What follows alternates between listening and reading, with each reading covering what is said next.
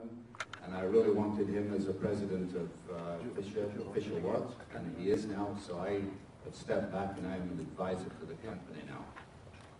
So that's the story behind that. There's a one-page flyer and notes of my presentation spread around the room, so if you don't have one, please pick one up.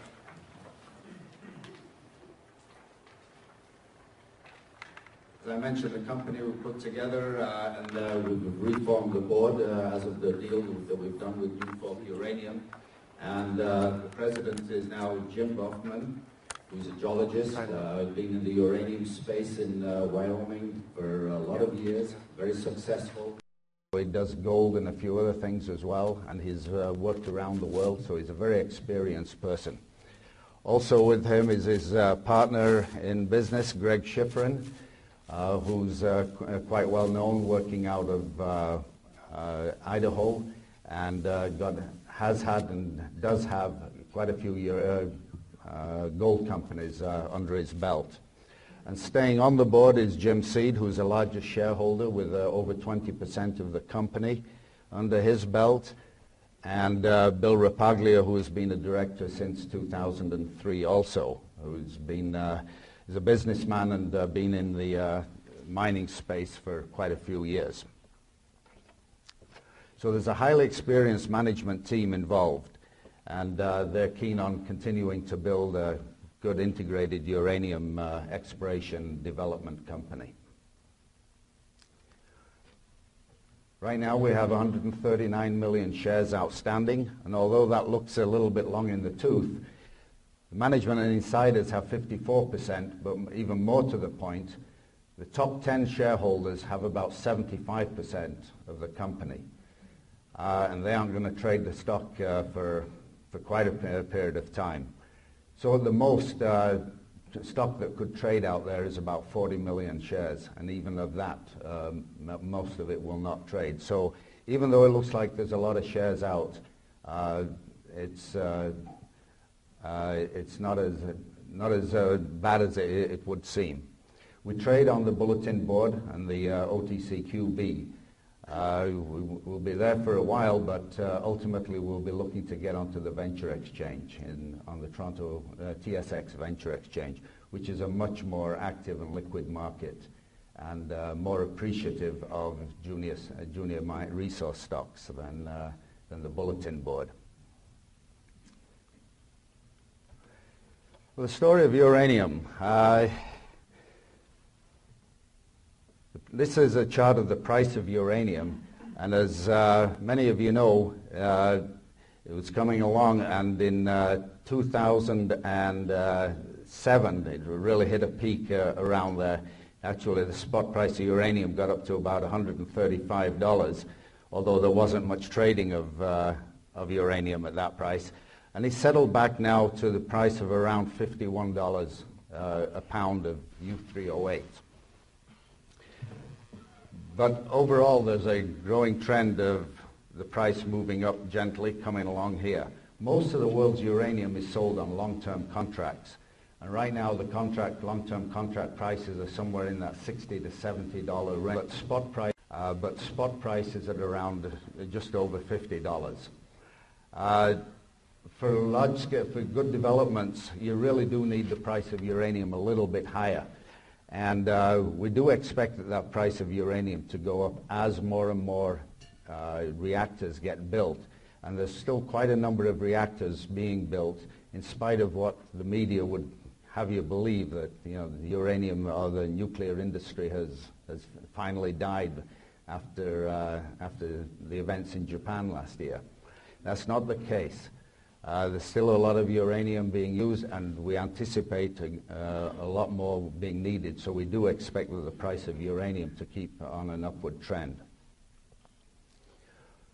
To give you an idea of what the supply and demand looks like of uranium, right now there's about 435 commercial nuclear reactors working in the world in about a little over 30 countries around the world. And there's about 50 under construction at the moment, most of them in China, India, Russia. That's where the big growth is coming from. The U.S. has a fleet of about 104 nuclear reactors in this country. It's the largest fleet of nuclear reactors in the world, and it's about a quarter of the world's fleet. To keep those nuclear reactors going, right now it needs about 150, 160 million pounds of uranium a year. The U.S. uses about 40 million pounds of uranium, but produces only about 10% of that. About 4 million pounds of that uranium comes from the U.S. The rest comes from outside. A lot of it, recent years, has been coming from Russia, from the destruction of nuclear weapons. So there's a tremendous import reliance for the United States. But over the coming years, as nuclear reactors are getting built, we anticipate that 160 million pounds that's needed at the moment to fuel those reactors will slowly climb up to about 260, 270 million pounds that are required per year. So that extra 100 and odd million pounds has to come from somewhere, and that's going to be a little tough. That would mean a lot of mines would have to be built, and we're not quite ready for doing that yet because the price of uranium hasn't encouraged that kind of building. On top of that, down here, as I mentioned, the nuclear weapon destruction, mostly Russian weapons that are being broken down, that has provided a lot of uranium to the market. And that treaty ends next year in 2013. And to the best of all our knowledge, the Russians will not be exporting that uranium to other countries. They'll be using it for their own uses, so there's going to be an even bigger shortage. On top of that, when you build these nuclear reactors, there's a steady amount of nuclear material that's needed each year to keep them going. But the initial loading when you build these things is 3 times the annual requirement of uranium. That is usually supplied from the spot market. So the Chinese and the Indians are expected to be going into the spot market as they finish constructing their reactors to buy that initial load. The nuclear requirement over the life of the reactor is supplied through long-term contracts, but that initial load is on the short term, and that short-term price, that $51 price that we see at the moment, is what we anticipate to start growing in over the next few years. On top of that, there's been quite a deal flow. The big majors have been starting to get into the uranium business. This is a series of deals that have been going on since 2009 up to today.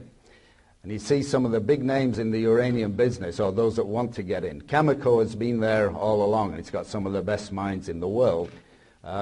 Remembering the big producer Canada in the world, Canada and Kazakhstan, followed on by Namibia and some other countries like Niger. But the Chinese have been getting into buying resources, reserves, and mines, but also Rio Tinto. They're the new big player.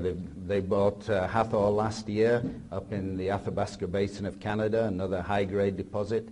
And the other companies are shuffling around and getting themselves in position for what we do expect to be some pretty good growth in the uranium field over the next few years.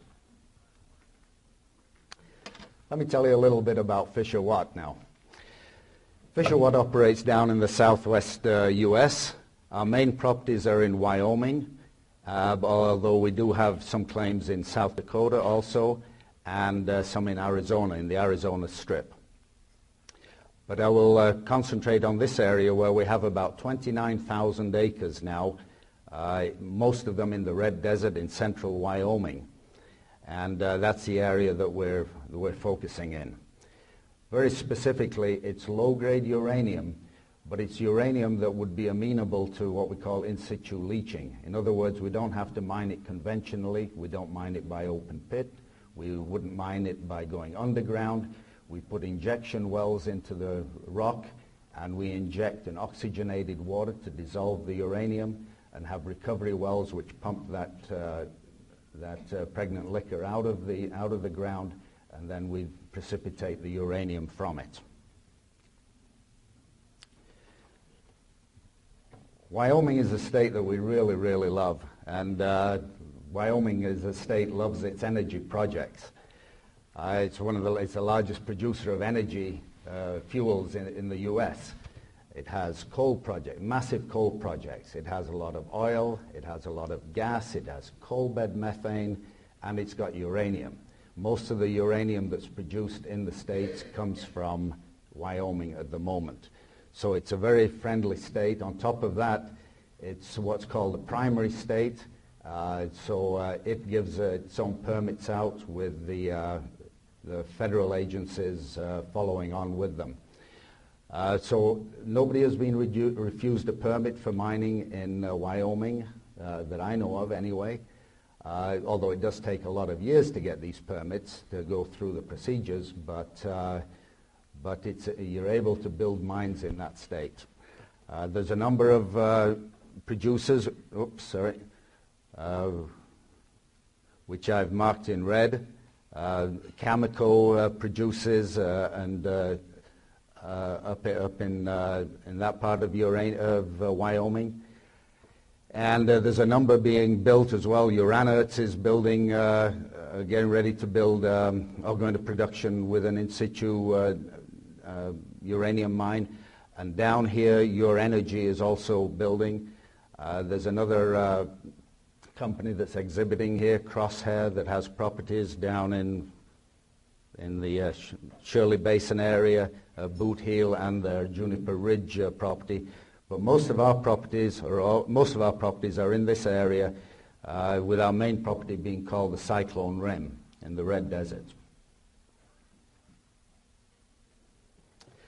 The uranium that we have is a style of uranium deposition called roll front, where what happened was rainwater dissolved uranium out of the granitic masses like the Wind River Mountains in Wyoming, and it flowed down through underground rivers, and when that water lost its oxygen into the sandstones, and it deposited like a riverbank, a sinewy deposit all over the place.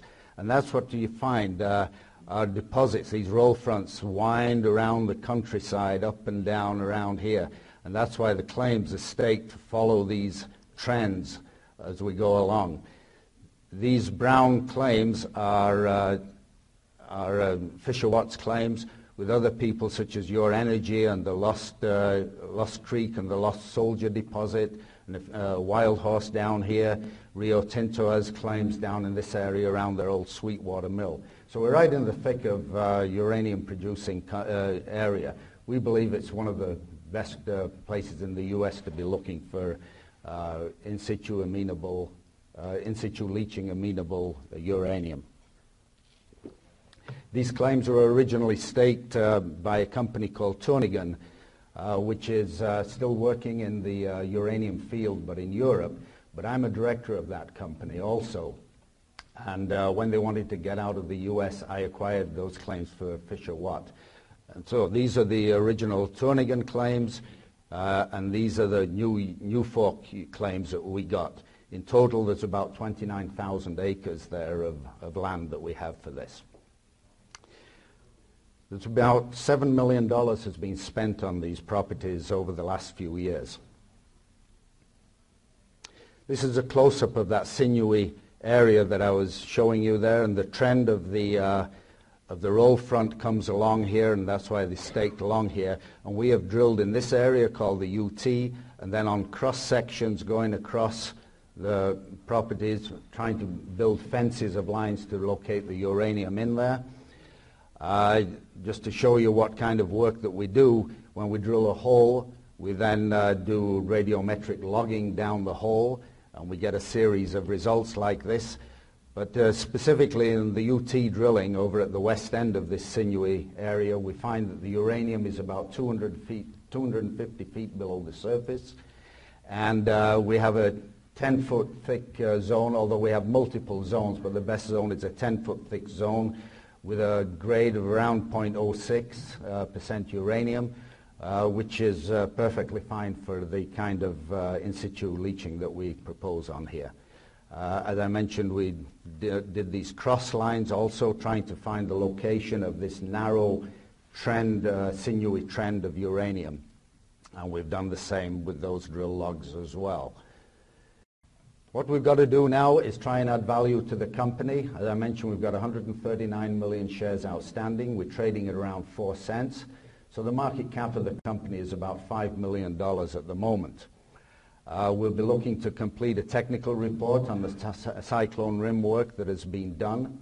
But at the same time, we're looking to acquire a lot of historical data. All of that area was drilled many years ago by Union Oil back in the uranium boom of the late 70s, early 80s. And we know that that data exists, although we're having some trouble locating it. But we do expect to get that data, which will save us millions of dollars in drilling once we can get that. We will be looking to do some more financing. The company doesn't have a lot of money at the moment, a few $100,000. But we will be looking to do more financing, and we'll be looking to pick up more property and possibly also merging with other people there. At the same time, we will have a good investor relations campaign and keep the public market developing. So to sum up with the company, we have experienced management in the company with Jim Boffman leading the company. The trick is to stay close to other people's production. Your Energy is near production and they're only a couple of miles away from us. The old Sweetwater mill run by Rio Tinto, well, who have the Rio Tinto, owned by Rio Tinto, not run by, is in our area there because it's a good uranium hosting area, and we do have this wealth of historical data that we're trying to acquire at the moment. And we love being in Wyoming. As I mentioned, it's a very friendly state to mining, and there's a number of other producers, large producers such as Cameco working down there. Please come along to our booth. You can pick up a copy of my presentation, color copy there, also a map of the junior uranium people working in the southwest U.S., so you can keep that for your reference and know who's doing what. And thank you very much for your attention. Thank you.